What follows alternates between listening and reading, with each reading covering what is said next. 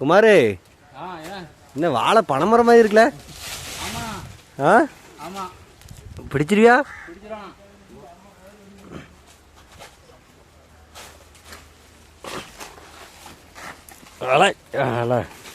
சம்முன்னு பிடிச்சியே. இல்லை குமாரு, தார் பிடிக்கிறதுல என்னென்ன கஷ்டம் இருக்குது நம்ம வியூவர்ஸுக்கு கொஞ்சம் சொல்லு.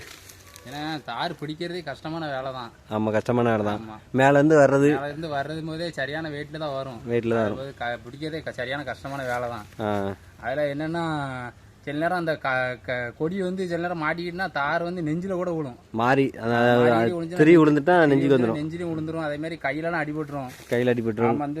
இந்த இது வந்து கையில் பட்டுச்சுன்னா நகை கண்ணுக்குள்ள கூட போயிடும். ஆமா ஆமா, அது பேரும் சில நேரம் பாம்பு கூட கிடக்கும்.